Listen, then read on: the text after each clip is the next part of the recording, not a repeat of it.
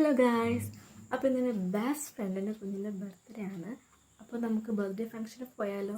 So guys, get ready with me. ഈ intro ഒക്കെ കൊടുത്തിട്ട് ആക്ച്വലി ഞാൻ ഈ ഗെറ്റ് റെഡി വിത്ത് മീ ഒരുങ്ങുന്നത് വീഡിയോ എടുക്കാനായിട്ട് മറന്നു. ഞാൻ ആക്ച്വലി ഇത് മോർണിംഗ് ആയിരുന്നു വീഡിയോ എടുത്തിരുന്നത്. എന്നിട്ട് എനിക്ക് നൈറ്റ് ആയിരുന്നു. അപ്പോൾ ഞാൻ നൈറ്റ് കഴിഞ്ഞ് കിടന്ന് ഉറങ്ങിയപ്പോൾ ലേറ്റായിപ്പോയി എഴുന്നേറ്റപ്പോൾ. പിന്നെ എനിക്ക് ഗെറ്റ് റെഡി വിത്ത് മീ ഒന്നും എടുക്കാനായിട്ട് പറ്റിയിട്ടുണ്ടായിരുന്നില്ല. അപ്പോൾ അതാണ് എൻ്റെ ലുക്കെന്ന് പറയുന്നത്. അപ്പോൾ ഞാനും അമ്മയും കൂടി ആട്ടോ പോയത്. കോളത്ത് വെച്ചിട്ടായിരുന്നു ഫംഗ്ഷൻ ഉണ്ടായിരുന്നത്. അപ്പോൾ എൻ്റെ ബെസ്റ്റ് ഫ്രണ്ടിൻ്റെ കുഞ്ഞിൻ്റെ ബർത്ത്ഡേ ആയിരുന്നു. അങ്ങനെ അവളെ കണ്ടു, അവളെ കൊണ്ട് ഹൈക്ക് പറയിച്ചു. നല്ല ഡെക്കറേഷനും കാര്യങ്ങളൊക്കെ ആയിരുന്നു. കുറച്ച് ഇൻറ്റിമേറ്റ്സ് മാത്രമുള്ളൊരു ഫംഗ്ഷനായിരുന്നു കേട്ടോ. അങ്ങനെ ഞങ്ങൾ 4:30ക്കായിരുന്നു ഫംഗ്ഷൻ വെച്ചിട്ടുണ്ടായിരുന്നത്. അപ്പോൾ ഞങ്ങൾ എത്തിയപ്പോൾ 5 മണി കഴിഞ്ഞപ്പോൾ ഞാൻ കരുതി കേക്ക് കട്ട് ചെയ്ത് കഴിഞ്ഞിട്ടുണ്ടായിരിക്കുമെന്ന്. പക്ഷേ ഞങ്ങൾ ചെന്നപ്പോൾ 5:30ക്കായിരുന്നു കേക്ക് കട്ടിങ് ഒക്കെ ഉണ്ടായിരുന്നത്. കുറച്ച് പേർക്ക് വരാനുണ്ടായിരുന്നു.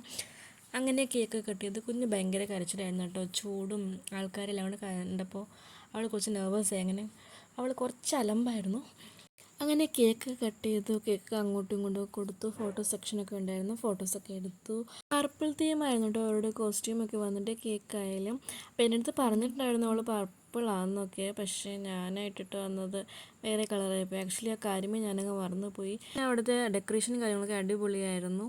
പിന്നെ അവൾ കേക്ക് കട്ട് ചെയ്ത് തന്നിട്ടുണ്ടായിരുന്നു. നല്ല അടിപൊളി കേക്കൊക്കെ ആയിരുന്നു. പിന്നെ ഫുഡൊക്കെ കഴിച്ചിട്ടുണ്ടായിരുന്നു കേട്ടോ.